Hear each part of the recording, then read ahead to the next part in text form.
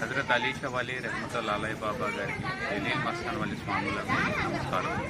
నా పేరు కుమార్. మాది సొంత ఊరు విజయవాడ. నేను ప్రస్తుతం బెంగళూరులో స్థిరపడ్డాను.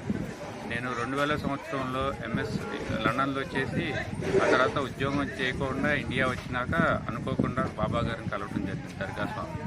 దర్గా స్వామి అరే నీకు ఉద్యోగం సిద్ధంగా ఉందిరా, నీకు ఆ సాయినాథ్ రెడీగా పెట్టాడు ఉద్యోగం, వెళ్ళి జాయిన్ అవ్వరా అంటే నేను అట్లాగే 3 సంవత్సరాలు తాత్సర్యం చేశాను. తర్వాత నేను ఒకసారి వచ్చినప్పుడు స్వామి నన్ను నానా మాటలు తిట్టి నీకు సిద్ధంగా ఉందిరా, నీతో పాటు నన్ను బెంగళూరు తీసుకెళ్ళాలని చెప్పినాను.